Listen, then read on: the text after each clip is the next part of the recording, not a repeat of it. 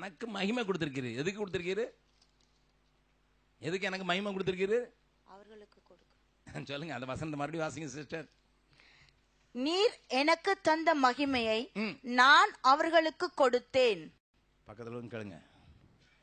எது வேணாலும் கொடுப்பீங்க, உங்களுக்கு இருக்கிற மகிமையை கொஞ்சம் கொடுப்பேன்னா கொடுக்க முடியுமா? Very difficult thing in the Christian circle. Very difficult thing. என் மகிமைய நம்ம உடனே ஆண்டோட வசனம் சொல்லுவோம், என் மகிமை வேறு ஒருவனுக்கும் கொடேன். அது வசனத்தில் தான் இருக்கு. என் மகிமை வேற ஒருத்தரும் கூட. ஆண்டு நீர் எனக்கு மகிமை தந்தீங்க ஆண்டவரே. You glorify and I want to share it with you. Share. இவர்களுக்கு யாரு கொடுத்தாரு? யாரு கொடுத்தேன்? யாருக்கு?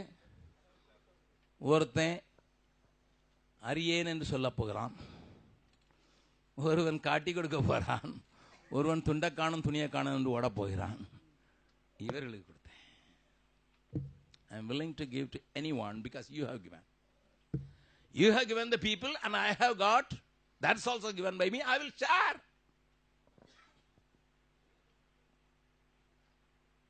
ஏப்ரல் மாதம் 25ஆம் தேதி நேபாளம் அசைஞ்சுது.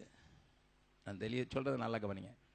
ஏப்ரல் மாதம் 25ஆம் தேதி நேபாளம் அசைஞ்சது. 3 லட்சம் வீடு இடிஞ்சு போச்சு. 3 லட்சம் வீடு. 300,000 houses destroyed. நான் உடனே அடுத்த நாள் சண்டே பீகாரும் அசைஞ்சுது. பீகாரும் அசைஞ்சுது. 11:15 நான் ஆஃபீஸில் இருக்கேன். என் டேபிள் இங்கே போயிட்டு இங்கே வந்தது. இப்போ கணக்குப்படி காட்மண்டு 10 அடி வேற இடத்துக்கு போயிடுச்சு. காட்மண்டு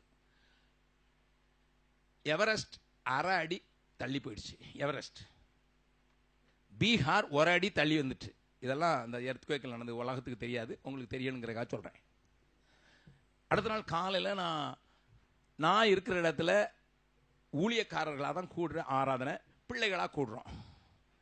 நான் அந்த ஒரு காணிக்கை எடுத்து நம்ம உடனே நேபாளத்துக்குள்ள போய் இறங்கணும் அப்படின்னு சொல்லிட்டு, ஏன்னா நேபாளத்தில் 5 மாவட்டங்களில் நாங்கள் ஊழியம் செய்கிறோம். அதனால் எப்படியாவது அந்த மக்களுக்கும் உதவி செய்யணும்னு சொல்லிட்டு நான் உடனே ஒரு காணிக்கை எடுத்து அவங்களுக்கு அனுப்பணும்னு சொன்ன உடனே சாயங்காலம் ஒரு மிஷினரி என்னை பார்க்க வந்தார். மிஷினரி, ஒரு பழைய மிஷினரி. அவருக்கு ஒரு வளர்ந்த மகா இருக்கிறா. திருமணத்துக்கு மாப்பிள்ளை பார்த்துக்கிட்டு இருக்காங்க. திருமணத்துக்கு அவர்களுக்குன்னுட்டு கொஞ்சம் கொஞ்சமாக சேர்த்து ஃபிக்ஸட் டெபாசிட்டில் போட்டு வச்சிருந்த காசை பிரேக் பண்ணி கொடுக்கறதுக்கு வராரு. மகளையும் கூட்டிகிட்டு வராரு, மனைவியும் கூட்டிகிட்டு வராரு. அண்ணே அண்ணே, நீ காலையில் காணிக்கை எடுக்கும்போது நான் ஜெபம் பண்ணேன். இப்போ கொடுக்கறது 10வது மாத கடைசி 26ஆம் தேதி. ஏன்னா அடுத்த 5ஆம் தேதி தான் நாங்கள் அடுத்த அலவன்ஸ் கொடுப்போம். அவருக்கு சபை இல்லை, ஏன்னா ஊழியத்தில் இருக்கிற ஒரு ஹெட் ஆஃப் தி டிபார்ட்மெண்ட்டாக இருக்கிறாரு. அதனால் சபை கிடையாது, சபை காணிக்க வராது, மிஷினரி சொசைட்டி தான் கொடுக்கணும். அதை வாங்கி கொண்டு இருக்கிற அவர் மாத கடைசியில் நிறையா கொடுக்க முடியாது, செஞ்சாலும் இப்போல தான் கொடுக்க முடியாது. நான் என் மகா கல்யாணத்துக்கு சேர்த்து வச்சுருந்த ஃபிக்ஸட் டெபாசிட்டை பிரேக் பண்ணி நான் அதை நேபாளத்துக்கு கொடுக்க போகிறேன்னு கூட்டிகிட்டு வராரு. மகளையும் கூட்டிகிட்டு வராரு. வந்தோடனே நான் சொன்னேன், ஏம்மா உனக்கு கல்யாணத்துக்கு மாப்பிள்ளை பார்க்குறாங்கம்மா, நீ ஆண்டவருக்கு ஒப்பு கொடுத்த பிள்ளை தான், ஆண்டவர் உனக்கு மாப்பிள்ளை தருவார் தான், ஆனாலும் கல்யாண செலவுன்னு ஒன்று இருக்குதுப்பா, அதுக்குன்னு உங்கள் அப்பா கொஞ்சம் கொஞ்சமாக சேர்த்து ஃபிக்ஸட் டெபாசிட்டில் போட்டதை பிரேக் பண்ணி கொடுக்குறேங்கிற நேபாளத்துக்கு. நீ என்னடா சொல்கிற? அங்கிள், அதில் எங்கள் அப்பா கொஞ்சத்தை தான் கொடுக்கும், பாதி தான் கொடுக்கணுங்கிறாரு, நான் மீதியும் கொடுங்கிறேன். எங்கள் அப்பா அதில் பாதி தான் கொடுக்கணுங்கிறாரு, நான் மீதியும் கொடுங்கிறேன்.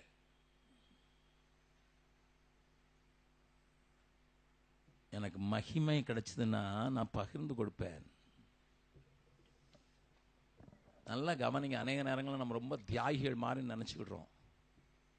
But I will tell you stories. Las வேகஸ்ன்ட்டு ஒரு ஊருக்கு போயிருந்தேன். இப்போ அங்கே ஒரு பாஸ்டர் இருக்கிறார், அவருக்கு ஒரு மகா இருக்கிறா, அவருக்கு 2 பிள்ளைங்க. லாஸ் வேகஸில் இருந்தால் நான் ஸ்வீடனுக்கு வந்தேன். லாஸ் வேகஸில் அவங்க ஒய்ஃப் மட்டும்தான் வேலை செய்கிறாங்க, அவர் வேலை செய்யலை.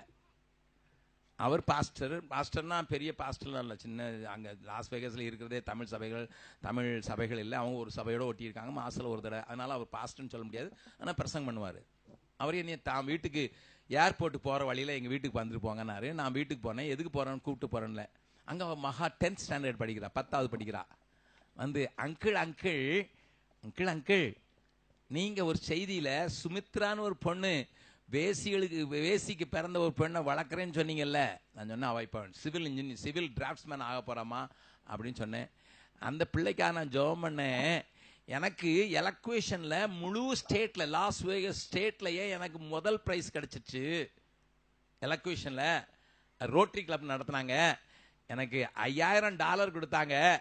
நான் 2500 அந்த பிள்ளைக்கு கொடுக்குறேன் அங்கிள்.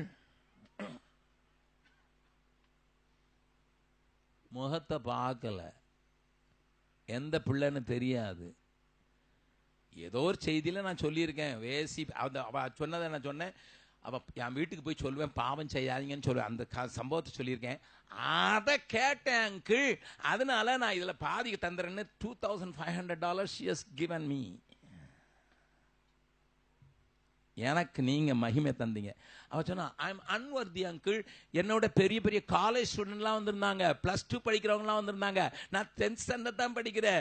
நான் இந்தியன் பிள்ளை, மற்றவங்களாம் அமெரிக்கன். அவங்களாம் சின்ன வயசுல இருந்து, நான் இடையில தான் எங்க அப்பா இங்க கொண்டு வந்தாங்க. ஆனாலும் என்ன கர்த்தர் உயர்த்தினார் அங்கிள். எனக்கு அவர் தந்தாரு, எனக்கு க்ளோரி. I am sharing.